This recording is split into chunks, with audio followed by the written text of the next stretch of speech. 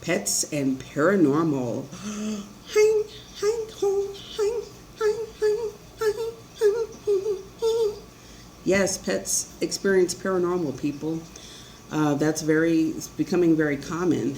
And how do I know about paranormal? I mean, oh my God, she's wearing feathers. I wonder, is she a witch? I wonder what she is. She's got those, locky locks. I don't know what to think of that.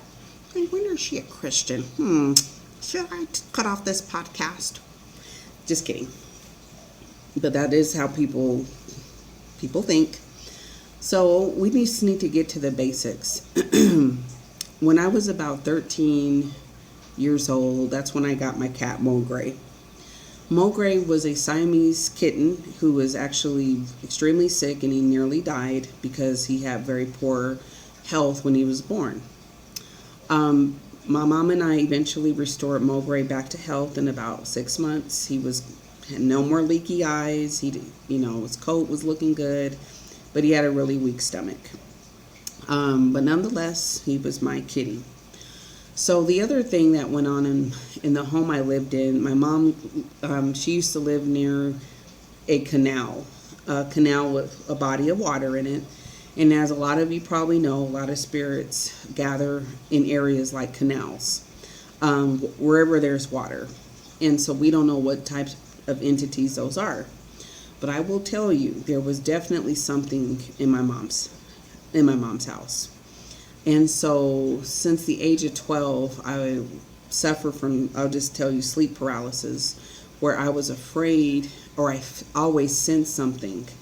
I even heard like this, something tell me like, God is going to send an angel into your room and scare you to death. I literally heard this.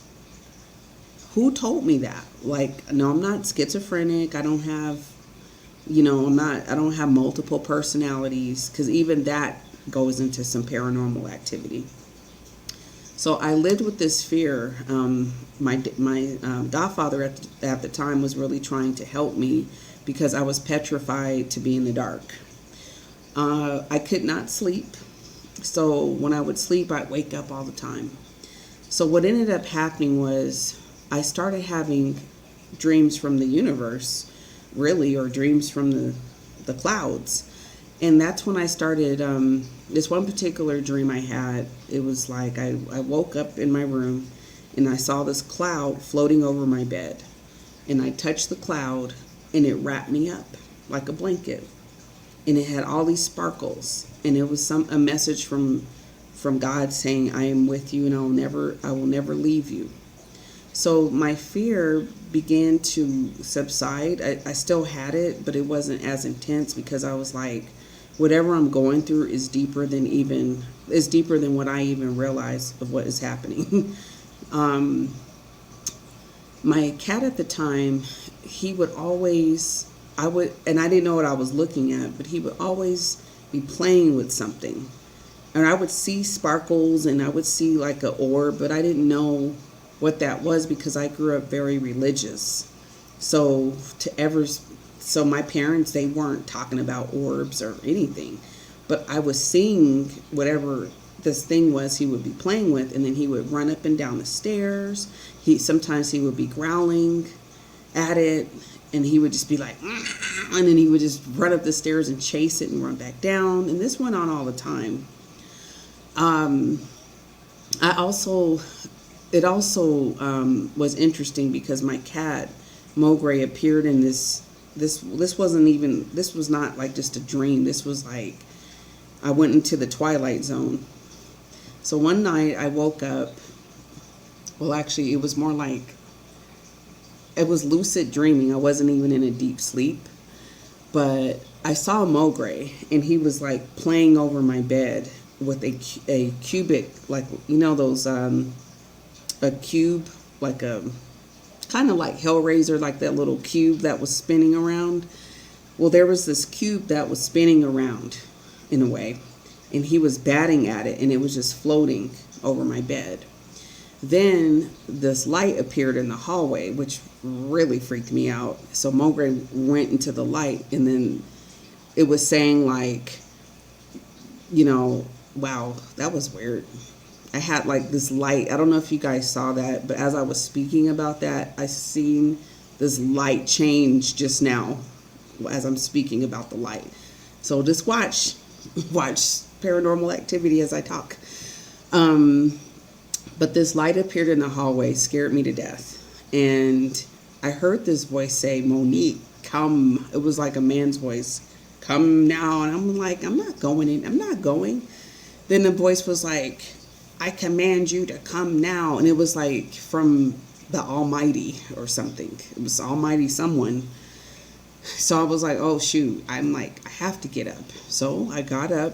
I went into the hall. Remember, I have this fear that God's going to send these angels into my room and scare me to death. So this fear is something I had to confront at this particular time. So once I got down into the hall, I actually saw 3 people standing. But were they standing is the question. No, because I looked down and they didn't have any feet. I just saw ankles. That's how I knew I was dealing with something that wasn't human. But what was interesting was it was 3 different people. One was white, black, and another race. And they each hugged me, okay? Now, these particular 3 guardians that I have, they're with me all the time. I have other ones, but these 3 are always there.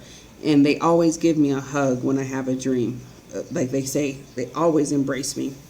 So the dream kind of turned into me going up into another dimension, into the clouds. Now, remember, I had the dream about the clouds where it wrapped me up. And this dream, I'm in the clouds, but it's like a city, like I'm in an office, I'm in this building with like these beings, and they're talking about these missions that need to take place, and that there's some people that are lost that need guidance.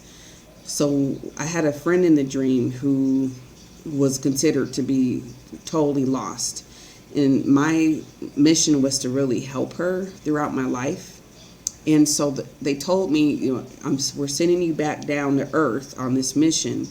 And if you get into any trouble, you need to let us know and call for help. So I'm like, oh, brother, I'm going back down to earth. So I'm back down to earth. And I'm seeing my friend. She's lost. Like, her eyes aren't even looking at me. I'm trying to talk to her. But then somehow I ended up in this sewer, like this bottom barrel sewer, and underneath the ground. And I remember seeing all these candles. It was a bunch of green candles that were lit. It was extremely scary. And there was this entity. There was a man, but he wasn't human, but he looked human. But he was really tall. He was really tall, like 14 feet, 18 feet tall. And he was trying to actually assault me. Like, that was his whole mission in the whole dream, was trying to chase me to really capture me like an incubus, which is a male sexual demon or whatever. So and now I'm in this sewer, and I'm realizing that something's after me, and I can see it. So I start running, and I start passing up all these candles, and I'm like, how do I get out of this sewer? So finally I said, I'm going to die if I don't call for help. So I called for help, and this, just like a flash, it's almost like a movie, I was right back in the headquarters. So then all of the beings, they said, well, I see that you made it, and good work. There's still more work that needs to be done. And this time I saw a bunch of red and white candles. And that was like the end of that dream. Now, I dreamt that when I was in high school. I remember it like, I remember the details like it was yesterday. And I have had a lot of different dreams like this, in a lot of different experiences. But one thing I remember is Mogray. Why was my cat in that dream? And who was Mogray for me in my life?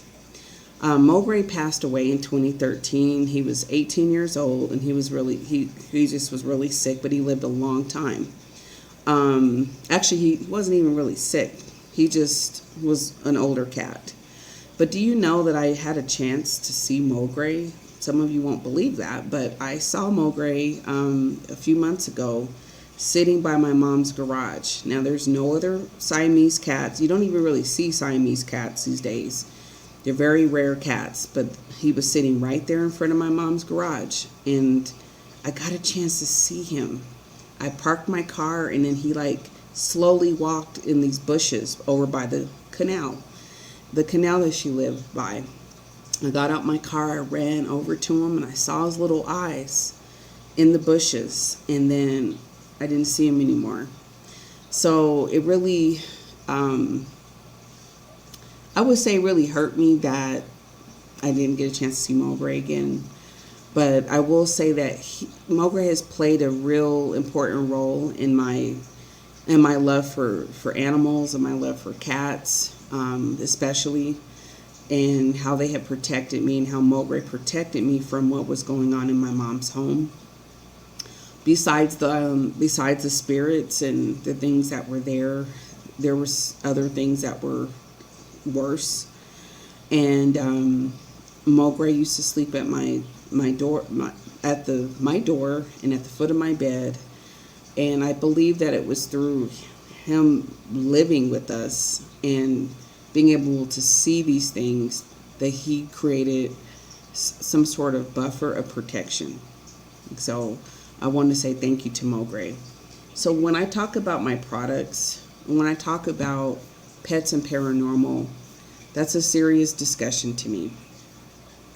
Many pets actually see spirits all day long.